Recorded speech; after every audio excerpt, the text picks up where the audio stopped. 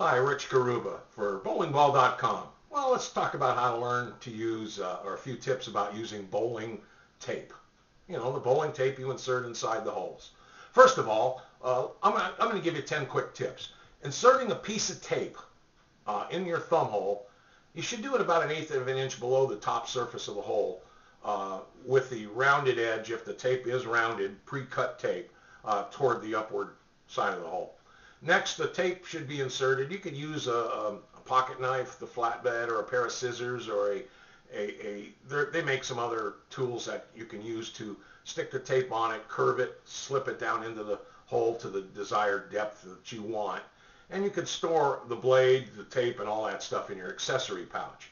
You know, the tape should be probably inserted 1/8 of an inch below the top of the hole, as we've said, because you don't want that tape to pull out or to fray or to leave an area that it touches the part of your bowling thumb where you grip the bowling ball at the top of the hole.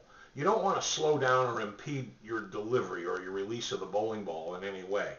The tape really is a space filler. It's all it really is. Most people like their thumb holes a little on the loose side. You put tape in to make it the perfect fitness.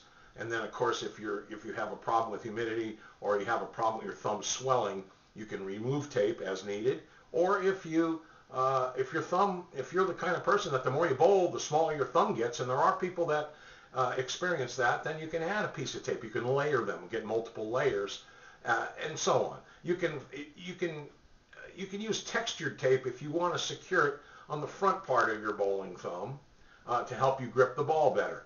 If you just like it to fill space and you want a quick, smooth release, then get the smooth textured bowling tape and put it in the flat part behind your thumb, where your thumb sits in the ball. And it won't be straight up and down. It'll be at an angle depending on the way your hand is configured and the way your thumb is shaped.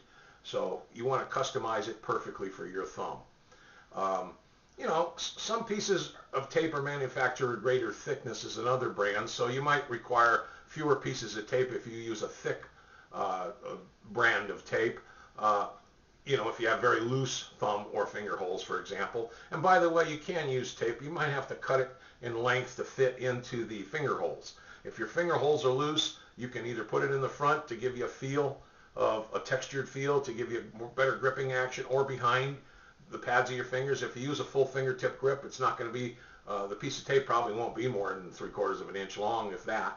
Depends on how deep your finger holes are drilled in the ball.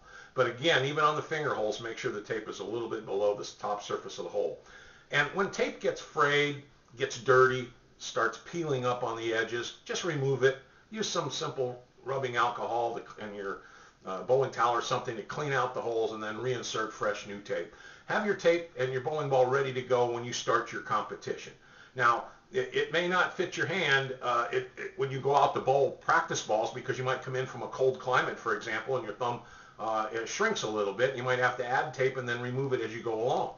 So you got to be flexible in your thinking and ready to adapt. Some experimentation will help you to learn to insert bowling tape and the precise ways that works best for you. So we recommend that if you don't already use it, you're not familiar with using it, that you do so right away.